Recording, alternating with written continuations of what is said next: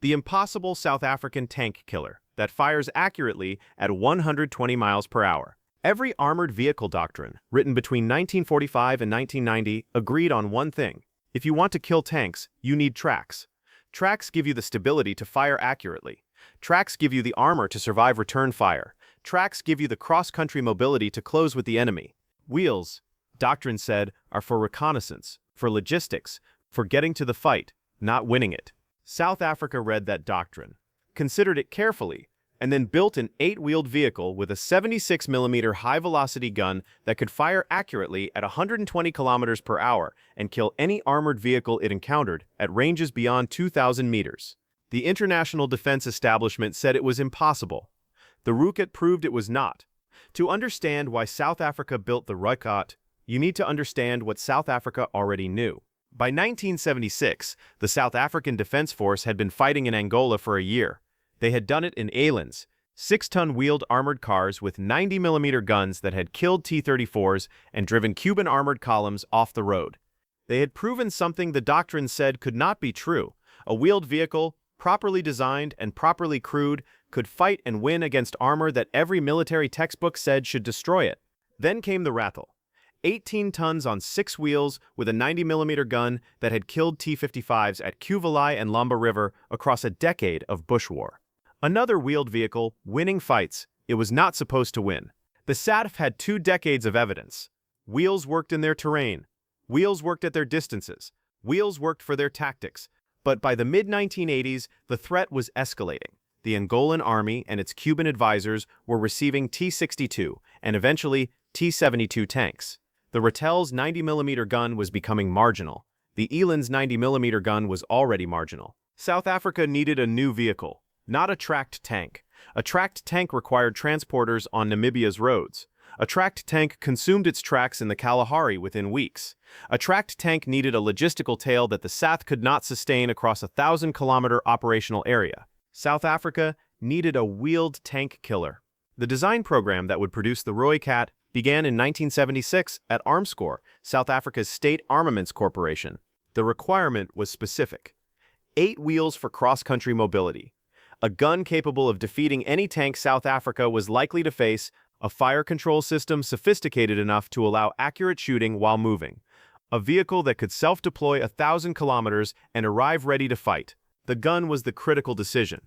South Africa selected the GT4 76mm high-velocity gun, a weapon developed domestically to fire at muzzle velocities exceeding 1,500 meters per second. At that velocity, an armor-piercing fin-stabilized discarding sabot round carried enough kinetic energy to penetrate the frontal armor of a T-55 and the side armor of a T-72. The gun was mounted in a fully stabilized 2-axis turret. Both axes, elevation and traverse, were stabilized against the vehicle's motion. When the Rooikat moved across rough terrain at speed, the gun stayed on target. The gunner's sight tracked the target. The ballistic computer adjusted for vehicle motion, wind, range, and ammunition temperature. The gun fired when the solution was valid, not when the vehicle stopped, not when the terrain was flat. At any speed, across any surface, within the vehicle's operational envelope. That stabilization system was the key to everything. A vehicle that could only fire accurately when stationary was a vehicle that presented a stationary target to its opponent. Stop, aim, fire. Stop, aim, fire. Every stop was an opportunity for return fire. The Rooikat eliminated the stop. It could engage while moving, at 80 kilometers per hour across the African bush, at 100 kilometers per hour on gravel tracks, at its maximum road speed of 120 kilometers per hour. The stabilization system kept the gun on target within acceptable accuracy parameters against vehicle-sized targets at 1,500 meters. The first production Rooikat rolled out in 1990. The vehicle was 8.2 meters long, 2.9 meters wide, and weighed 28 tons in combat configuration. Power came from a Continental AVDS 1790 diesel producing 563 horsepower, giving a power-to-weight ratio of 20 horsepower per ton. That ratio was higher than many tracked infantry fighting vehicles. On road, the Rooikat accelerated to 120 kilometers per hour. Cross-country, it sustained 60 kilometers per hour across terrain that stopped conventional wheeled vehicles.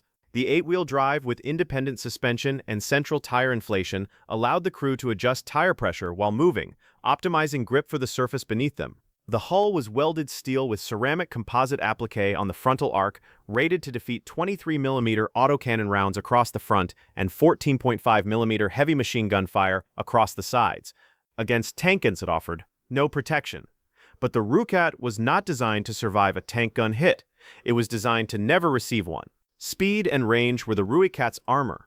A vehicle that could reposition at 120 kilometers per hour was a vehicle that a tank commander struggled to track, range, and engage before it had moved to a new firing position. The tactical concept was shoot and scoot. Engage from a position of advantage, fire 1 or 2 rounds, move immediately, engage again from a different angle, never remain stationary long enough for the target to return effective fire. The Rooikat carried 48 rounds of 76mm ammunition. Additional stowage could extend that to 72 rounds. The crew was 4. Commander, gunner, loader, and driver. The commander's independent thermal sight allowed target acquisition while the gunner was engaging a separate target. 2 targets could be tracked simultaneously. The vehicle's optics were a generation ahead of its regional opponents. The thermal imaging system penetrated dust, smoke, and darkness. In the operational conditions of southern Angola, where visibility was often reduced by the dust of vehicles and the smoke of burning bush, the Rooikat could see and engage targets that its opponents could not locate. When the border war ended in 1989, the Rooikat arrived too late to fight in the conflict that had inspired its creation. South Africa built 242 examples. They entered service with the South African National Defence Force as the primary wheeled reconnaissance and fire support vehicle. The Rooikat replaced the Eland in frontline service. The conceptual line from the Eland to the Rattle to the Rooikat was a straight line. Each generation more sophisticated.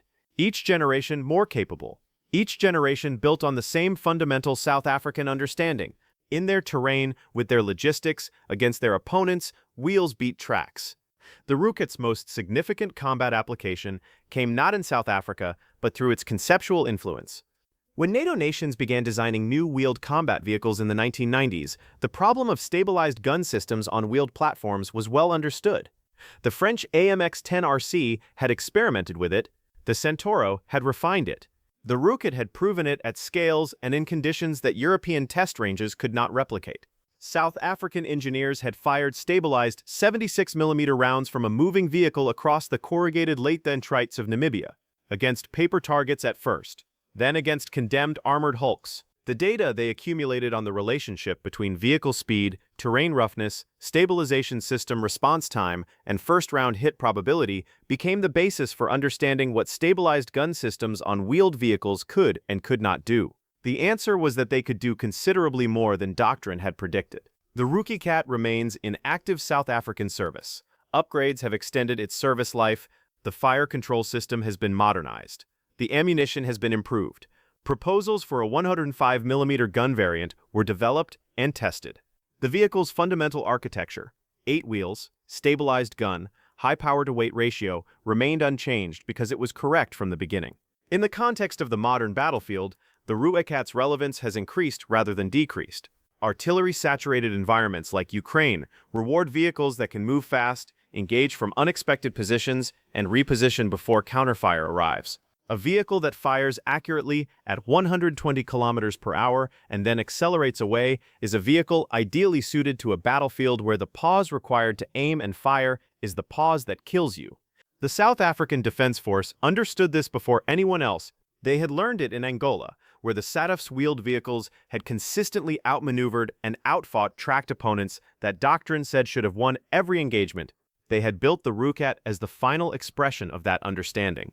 A vehicle that made the act of firing and the act of surviving inseparable because they happened at the same speed and in the same direction of travel, away from the enemy, into the dust, out of range before the return shot was computed. The Eland had shown that wheels could kill tanks. The Rattel had shown that wheels could defeat Soviet doctrine. The Kaspar had shown that the shape beneath the vehicle determined whether the soldiers inside survived. The Rooikat showed that a wheeled vehicle, given sufficient engineering investment and sufficient tactical understanding, could do everything a tracked tank destroyer could do and then drive away at 120 kilometers per hour across terrain where the tracked vehicle could not follow. The international defense establishment had said it was impossible. South Africa had said otherwise. South Africa was right.